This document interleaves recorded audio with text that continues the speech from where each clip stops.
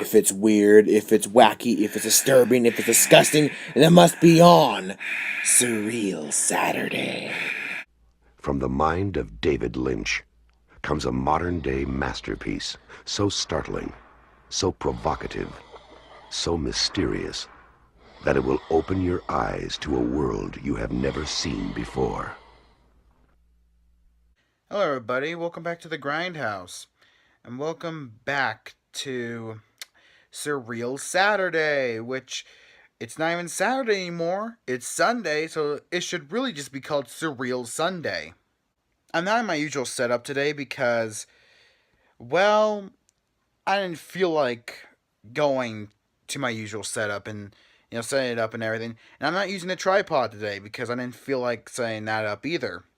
I'm mostly lazy, and it's like little after 1 a.m. So, yeah. Anyway, today I want to review something. I want to talk about David Lynch's Blue Velvet. So, if you remember from this series, I started a series with a David Lynch film. Actually, David Lynch's first feature film, Eraserhead. And then I wanted to go on to I believe it is his next feature film, Blue Velvet, which I actually just watched. And oh boy, like the opening sequence is just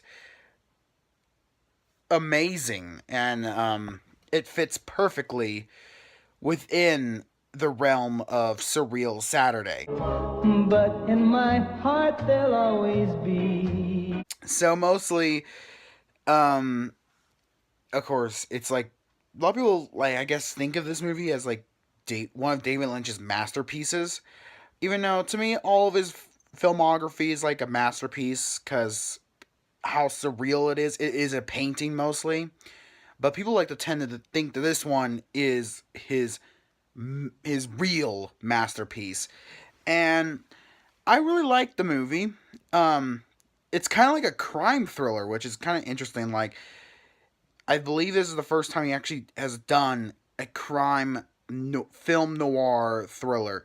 I don't know, but it is so interesting. It's such an intriguing and surreal film, and like just just watching the memorizing opening sequence of the entire film, you just already know.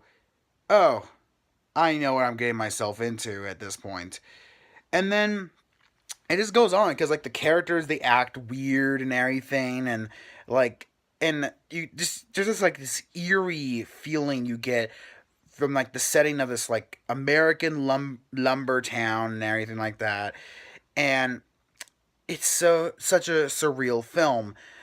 Like it starts off as oh, okay, so this is a normal film kinda, except the characters are kind of weird, and then it just right when our main character meets I don't remember her name, but they called her the Blue Lady. Right when our character meets the Blue Lady, that's when the surrealist things just start to happen. I still can see Blue Valley. So it turned spoiler alert, major spoilers. So it turns out the Blue Lady's husband and son have been kidnapped and are being held hostage by this very psychotic mafia drug dealer named Frank, played by Dennis Hooper. And oh boy, he is the creepiest character I've ever seen in a David Lynch anything. He is just insane. He is insane, and he's he's kind of scary because I don't know. He's just everything he says and acts and everything is just yeah. Oh my god, it's scary, but it's he's the perfect villain for a Lynchian film. At least in my eyes, he's the perfect villain because not only is he this character that's kind of like someone you wouldn't expect in reality, but also he's just very weird. He has a weird personality and everything, and he is just psychotic as well. He is very psychotic. So yeah, then the main character is kind of like a perverted stalker. He becomes obsessed with the blue lady and is like, "Oh, I have to visit her in her apartment every time." So yeah, and he becomes like obsessed and everything, and then he starts noticing how like this Frank guy is treating her and everything. Starts realizing that there's like this mafia drug like cartel like thing in this town, which seems like it would be like the happy place, actually has a dark underbelly. And of course, like starts getting involved and everything, and is like playing detective, and you know that stuff, the casual film noir like scenario. But it just so, you just get like this feeling like there's just something not right here. Like the entire time, it's just like there's something not right. Especially when you see like the moments of the where it's like they trying to make the town look like, oh, it's this normal American small town, and then it's just like that's not right. You just get this immediate feeling like there's something going on here.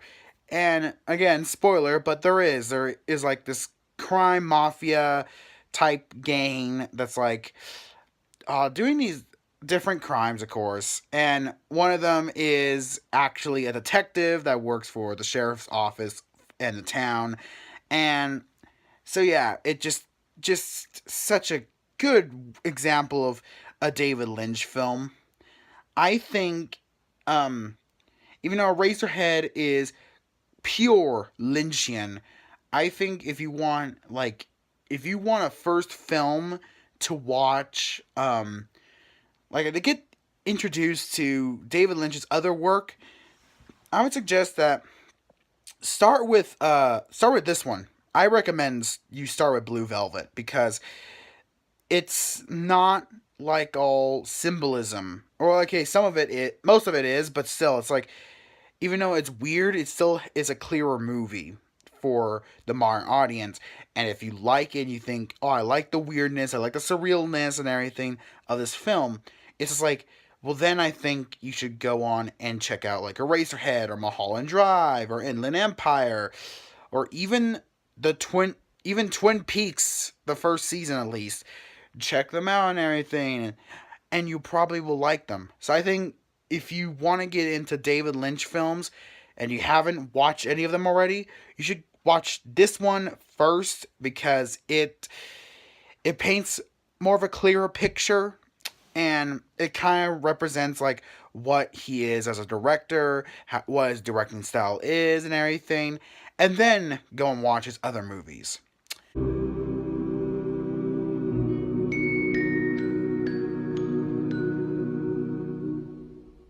So anyway, I really like this movie. Like, I really do, because even though this is not how I got into Lynchian film, I can see that maybe if I felt like actually wanted to watch Dave Lynch's work, which I'm glad I have, I think I should have started with this one. Because this one, I started like, I watched it, this was like my last, I should have started with this one. Because I started with Eraserhead, and even though I loved it because of how weird it was, I did not know what was going on. I did not know anything about it and everything like that. And of course, it took me at least one more view of the movie, to actually get the picture and everything. But I think I should have started with this one. This one could have been a better introduction for me and everything like that. And mostly, I'm probably gonna be reviewing all David Lynch's films on this series, and also, you just gotta remember, don't go into David Lynch's films blind. Like, you gotta have an open mind. You gotta be like, you gotta have an open mind. And you also have to have a knowledge that David Lynch intends his films to be analyzed fully, not like a casual film going experience. he wants his movies to be analyzed. There's always symbolism, there's always weirdness, and that's all mostly symbolism, metaphors, all that stuff. And it's meant for analysis. So you gotta remember that, you gotta have an open mind, and you'll probably have fun, you might like them, and you might get weirded out or even creeped out, because this movie, though it's not a horror movie, it is just an eerie movie, and I love it. This is amazing. This was an amazing movie, and I just knew, because the first time I saw this movie, I was just switching through it. I didn't really feel like watching it. I was just like, okay. And, what I saw and everything, I was like, I like it. So this is the first time I actually decided I'm going to sit down, I'm going to watch the whole thing. And I did, and I loved it. It was an amazingly weird movie. It was also surprisingly eerie. And for that, I got to give it a 10 out of 10. Because this movie was it was something. It was really cool, and I gotta recommend it, especially if you know of David Lynch but you've never seen any of his movies and you're wondering where to start with this one. I recommend it because I think, even though you have to have an open mind, you gotta remember it's not his films are not regular movies. They are intended for people to analyze them and everything. You gotta remember those two important things. And if you still feel like going through his movies, I say start with this one. And then after this one, maybe go to Eraserhead.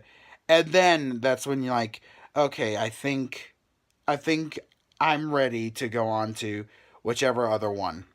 I think you should do it in that order. And you'll probably, I'm not guaranteeing it, but you probably have a good time. So anyway, that's it for today.